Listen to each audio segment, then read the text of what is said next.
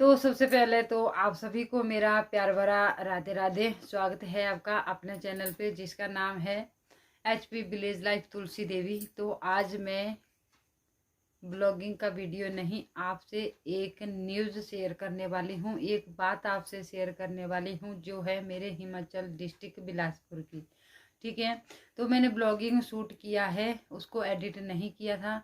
और पिछले कल जो मैंने वीडियो डाली थी उसमें मैंने पहले तो हमारा हिमाचली जो लोकल गीत होते हैं, लोकल सॉन्ग होते हैं, वो आपके साथ शेयर करती हूँ। बहुत अच्छा रिस्पांस मुझे वहाँ से मिलता है, काफ़ी लोग देखते हैं। तो उन सभी लोगों का दिल की गहराइयों से बहुत बहुत धन्यवाद।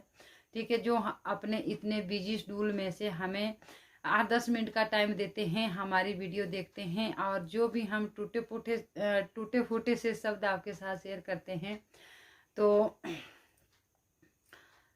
उसके लिए आप सभी का दिल की गहराइयों से बहुत बहुत धन्यवाद। ठीक है, तो परफेक्ट कोई नहीं होता।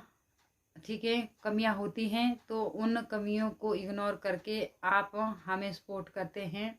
तो हम भगवान से आपके लिए दुआ करते हैं कि हे भगवान, उन सब के घर की खुशियां कभी कम ना हो जो हमें इतना प्यार करते हैं। ठीक है, और उनके घर की खुशियां भी कभी कम मत करना जो हमसे नफरत करते हैं। ठीक है, उनको भी खुश रखना, स्वस्थ रखना, मस्त रखना अपने परिवार के साथ। मुझे किसी से कोई गिला शिकवा नहीं है। ठीक है, तो आज जो मैं आपके साथ बात शेयर करने वाली हूँ वो मेरे डिस्ट्रिक्ट बिलासपुर, गांव जुड्डुत्ता, और समोह नाम है वहाँ की जगह का। ठीक है, तो हिमाचल के उपमंडल समोह गांव में एक दिल दहला देने वाली न्यूज आप कंटिन्यू देख रहे हैं, फेसबुक पे आ रही है, लोग जगह जगह पे बता रहे हैं, क्योंकि ये हमारी हिमाचल की देवभूमि की बात है। ठीक है, तो एक बेटे की हत्या कर दी गई है। हत्या किस तरह से की, उसके 2 टुकड़े कर दिए, काट दिया, उसको धड़ अलग कर दिया है और निचला हिस्सा अलग कर दिया गया है। फिर उसको बोरी में बांधकर जो जिनका बेटा है, जिनका गांव है, उसी जंगल में फेंक दिया गया है। लेकिन बताया जा रहा था कि 13 जुलाई को वो अपने घर से गया, जब घर से निकला कॉलेज के लिए। ठीक है, तो जब माँ बाप ने फ़ोन किया तो उन्होंने बताया शाम के टाइम कि मैं घर नहीं आ रहा हूँ, अपने नानी के घर जा रहा हूँ। जो नानी का घर बताया जा रहा है वो मंडी में है। ठीक है, तो जब 13 जुलाई को वो नानी के घर जा रहा था, तो 19 जुलाई तक जब उनसे संपर्क नहीं हुआ होगा, तो माँ बाप ने झंडुता पुलिस थाने में रिपोर्ट दर्ज करवा दी गई है। और अब बात निकल कर आई है कि उसको जो है काट कर बोरी में बांधकर उसी जंगल में फेंक दिया गया है जिस गांव का वो बेटा था। तो बेटे का जो पिता था वो अपने पशुओं को चराने के लिए, क्योंकि जो गांव के लोग होते हैं, वो आपको पता है उनको बहुत ज़्यादा काम होता है, तो वो अपने बकरियां पशु चराने के लिए जंगल में गए। और जब उनको जंगल में एक बोरी से दुर्गंध आ रही थी, तो उन्होंने गांव वालों को बुलाया और गांव वालों ने पुलिस वालों को भी बुलाया। और साथ साथ में जब उन्हें देखा, तो उस बेटे के पिता ने अपने बेटे जो कटा हुआ हिस्सा था उसको पहचान लिया है। और वहाँ से फिर 3 किलोमीटर की दूरी पर दूसरा हिस्सा भी मिल गया। दोनों हिस्से को पुलिस ने अपने कब्जे में ले लिया है। और साथ ही साथ में मैं बता देती हूँ, जो हमें न्यूज़ देखने को मिल रही है, तो जो कातिल थे वो अपने ही परिवार से थे, उनके चचेरा भाई थे, मतलब अपने ही परिवार से चाचा के बेटा था। तो उसमें 3 जेंट्स और 1 लेडीज शामिल थी। ठीक है, तो बताया जा रहा है कि उन चारों लोगों को पुलिस ने अपने कब्जे में ले लिया है। और आगे क्या होगा वो आपके साथ आगे वीडियो शेयर की जाएगी। सॉरी। और तो ऐसे बहुत बहुत ही ज़्यादा कांड हो गए हैं हिमाचल में।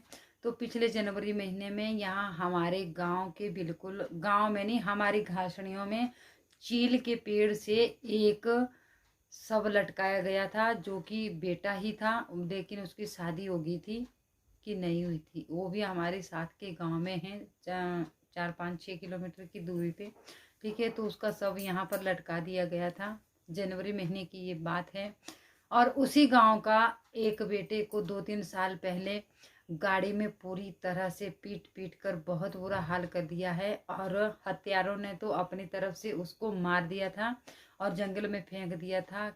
लेकिन भगवान की दुआ से, भगवान की दुआ हुई, भगवान की मेहरबानी हुई, तो वो जीवित था। किसी की नज़र पड़ी, कोई लेडीज जा रही थी तो उसकी नज़र वहाँ पर पड़ी। कैसे मिला, क्या हुआ, तो उसको घर वालों से जब संपर्क हुआ तो वो शिमला में 4-5 दिन एडमिट रहा और उसके बाद उसने भी अपना दम तोड़ दिया, क्योंकि उसको इस तरह से मारा पीटा था कि आप पूछो ही मत। काफ़ी दिन मेरे पास उसके फोटोज थे, लेकिन अब मैंने उनको डिलीट कर दिया है। और जो हमारे गांव के, हमारे ही गांव के बिल्कुल सामने यहाँ जंगल में सबको लटकाया गया था, उसको, उसके भी फोटो थे मेरे पास, लेकिन मैंने उनको भी डिलीट कर दिया गया है।